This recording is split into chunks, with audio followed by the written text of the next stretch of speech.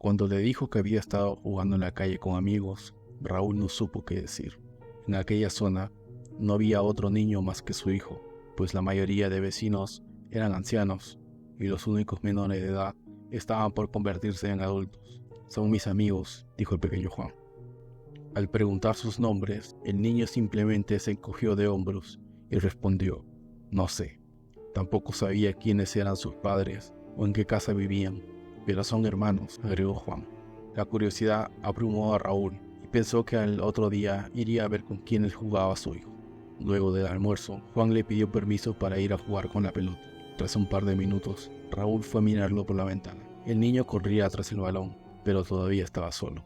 A la media hora, escuchó otras voces en la calle y fue a observar a su hijo otra vez. Dos pequeños jugaban con él, pero, de inmediato, el hombre supo que ellos no eran niños. Pensó en salir y llevarse a Juan, pero luego se dio cuenta que podría ponerlo en peligro. Siguió observando hasta que ambos seres se despidieron y se alejaron brincando hacia un sembrío cercano.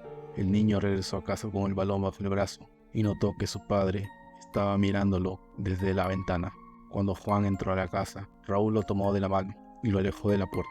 Miró una vez más a través de la ventana y luego le preguntó qué cosas le habían dicho. Nada, dijo el niño. Le pregunté sus nombres y uno me dijo que no importaba, añadió. Raúl no supo qué decirle.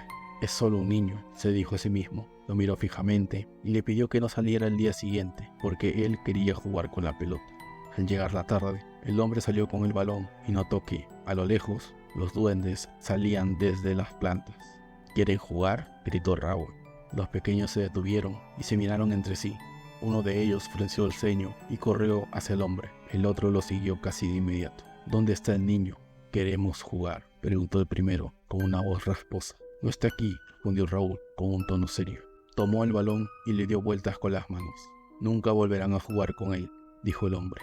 Los duendes se rieron y Raúl tiró la pelota al rostro de uno. Lárguense de aquí, gritó, mientras hacía un gesto con el puño. Las sonrisas se borraron de sus rostros.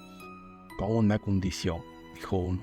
Raúl se inclinó para golpearlo, pero el pequeño logró terminar su petición. Necesitas hacer algo por nosotros, agregó. ¿Qué cosa?, preguntó el hombre. Tocar nuestras cabezas, reveló el duende. Cuando Raúl regresó a casa, se sintió muy cansado. Juan no sabía por qué su padre no quiso cenar, y tampoco por qué fue a dormir más temprano de lo normal. La escena se repetía cada día y, con las semanas, el hombre hasta se dormía mientras hablaba. Raúl empezó a perder peso y su cabello se fue tornando gris. Su fuerza disminuyó tanto que ya no podía trabajar en el campo. A los 6 meses, ni siquiera podía salir de la cama y sus familiares debían turnarse para hacerse cargo de él y de su hijo. El doctor no sabía qué le pasaba y el sacerdote había hecho todas las limpias que sabía. En sus últimos días, Juan le preguntó por qué no lo dejó salir aquella tarde. Raúl, con la poca fuerza que tenía, le aseguró que ya no importaba. Un familiar le dijo al niño que dejara descansar a su padre y que fuese a jugar. Al salir a la calle, vio que sus amigos estaban llamando con la mano a la hija de unos vecinos que acababan de mudarse.